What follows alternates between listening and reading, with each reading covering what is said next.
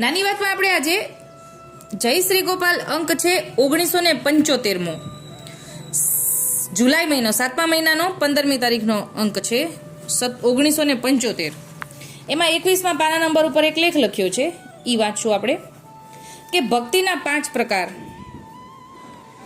જીવ 5 પ્રકારે ભક્તિ પ્રાપ્ત કરી શકે છે, એટલે કે ભક્તિ આવવાના 5 પ્રકાર, કે કઈ રીતે ભક્તિ આપણી અંદર આવી શકે, આપણને કયા માર્ગ દ્વારા ભક્તિ મળે, એ 5 અલગ અલગ આપ્યા છે, બતાવ્યા છે કે જીવ 5 પ્રકારે ભક્તિ પ્રાપ્ત કરી શકે અને તે પ્રકાર પ્રમાણે તેને વહેલો કે મોડો અનુભવ થાય.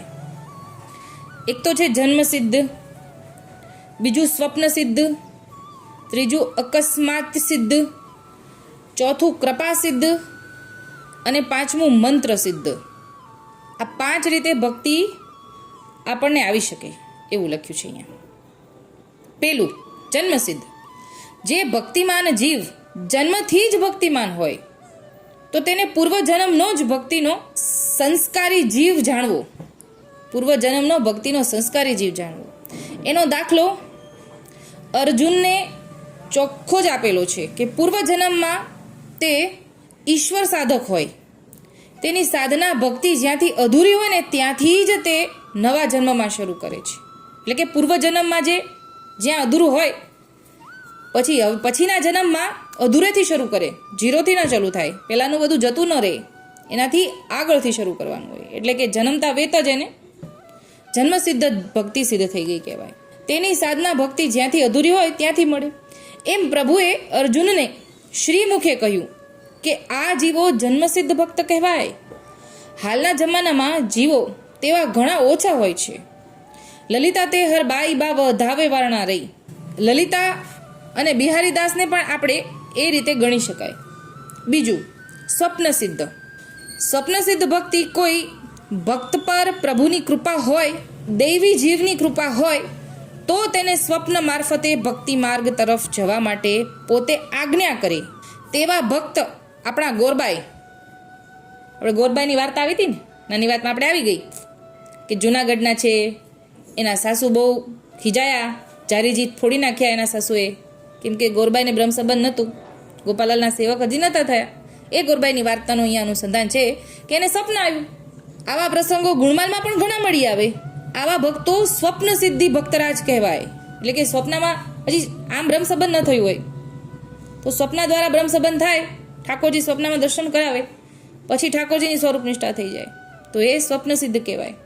તો વીરજીભાઈ વાણિયાની પત્ની પણ સ્વપ્ન દ્વારા શરણદાન મળ્યું છે. વીરજીભાઈ વાણિયાની પત્ની, જે આપણે પુષ્ટિ સંહિતામાં પણ આ પ્રસંગ પણ આપણે નાની વાતમાં લેવાઈ ગયેલો છે, તો એ પણ સ્વપ્ન સિદ્ધ કહેવાય.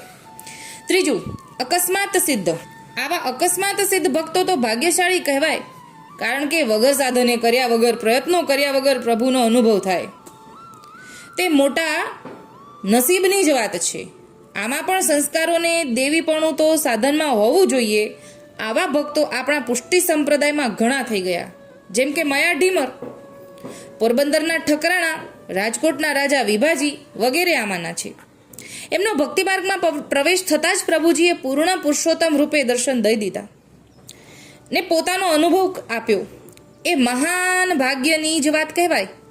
એમાં પણ હરજી કેશવ જેવા ભગવત ભક્તો તો પ્રભુના દર્શન વિના રહી જ નતા શકતા. તેથી પ્રભુએ ચરણ સેવા પધરાવી આપી. મેઘાજીભા પણ એવા જ કૃપાપાત્ર રહ્યા, ભગવત ભક્ત થઈ ગયા. આવા ભગવત ભક્તોને પ્રભુ સાક્ષાત સાનુભાવ જણાવતા હતા અને પ્રભુ ભક્ત વાત્સલ્ય જ્ઞાતિ કે જાતિ કાંઈ જોઈ નહીં. વ્રજનો ઠાકોર ભાવનો ભૂખ્યો છે એવા લોકો, તેને જ્ઞાતિની ખબર જ નથી ને જાણવા માંગતા જ નથી. આવા ભક્તનો અકસ્માત સિદ્ધ ભક્તો કહેવાય. ચોથું કૃપાસિદ્ધ. કૃપાસિદ્ધ ભક્તિ કોઈ જીવ પર કોઈ ભક્તની કૃપા થાય તો તેને પોતાનો અનુભવ આપીને ભક્તિ તરફ લઈ જાય તેવા ભક્તો કૃપાસાધ્ય ભક્તો કહેવાય. આવા ભક્તોનો પુષ્ટિ સંપ્રદાયમાં તો પાર જ નથી. વાંચો ગુણમાલ, જીવનદાસ ખોજા, કાનડ ચારણ, વૈષ્ણવ તથા પ્રભુજીના એક લાડીલા ભગવત ભક્તને એક ગુણકાનો પ્રભુના ચરણમાં લાવી દીધી. એટલે કે મોહનદાસ કાણાએ ગુણકાને, મોહનદાસ કાણાએ કૃપા કરી.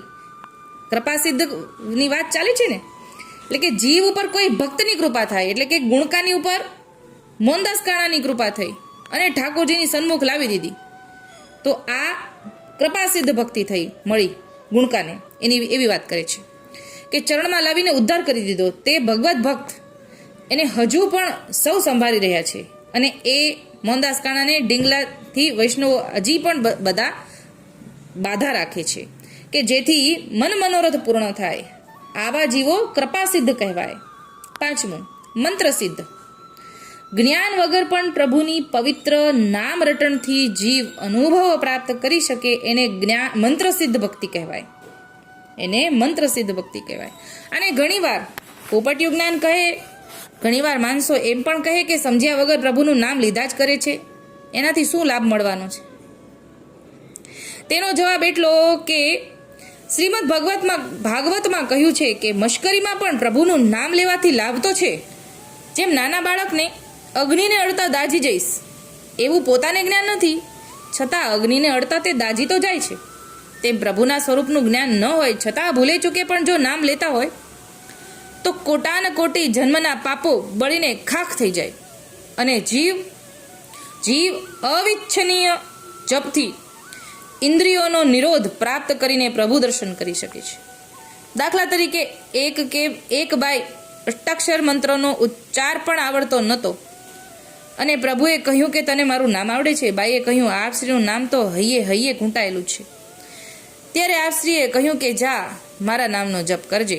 બાઈ આ પ્રમાણે બોલવા લાગી, પ્રભુનો સાક્ષાત અનુભવ મેળવી શકી. વળી કિશોરીબાઈનો પ્રસંગ વાંચીએ. યમનાષ્ટકના શ્લોકની એક અડધી લીટીનું સ્મરણ કરતા હતા, છતાં પણ યમનાજી પધારીને કિશોરીબાઈને સાનુભાવ બતાવતા હતા. આ પણ મંત્રસિદ્ધ ભક્ત કહેવાય. આવા ભગવત ભક્તોના ગુણગાન તો નરસિંહ ભગત જેવા ભક્તો પણ ગુણગાન ગાય છે કે વૈષ્ણવ જન તો એને કહીએ રે. વળી ભગવત ભક્તો કવતમાં કહે છે કે વૈષ્ણવને ઠાકર બેઉ વડિયા, તેમાં ભલપણ કમણ ભણીજે. તેમ પ્રભુજીએ પોતાના ભક્તોને પોતાની બરાબરીમાં લાવીને સાક્ષાત્કાર કરાવીને ભજનાનંદની પ્રાપ્તિ કરાવી છે. તો અહીંયા આપણે એ જાણ્યું કે ભક્તિ આ પ્રકારે આપણને મળી શકે, ક્યાં તો કૃપા દ્વારા, કાં તો નામ સ્મરણ દ્વારા, કાં તો અચાનક જ તે ઠાકોરજી કૃપા વિચારે આપણા પર, અથવા તો સ્વપ્ન દ્વારા, અને અથવા તો જન્મસિદ્ધ દ્વારા. આ દ્વારા આપણને ભક્તિ આપણને આવી શકે. તો અત્યારે આટલું જ બોલી નાની વાતને વિરામ આપું છું. બોલો શ્રી ગોપાલ લાલ કી જય.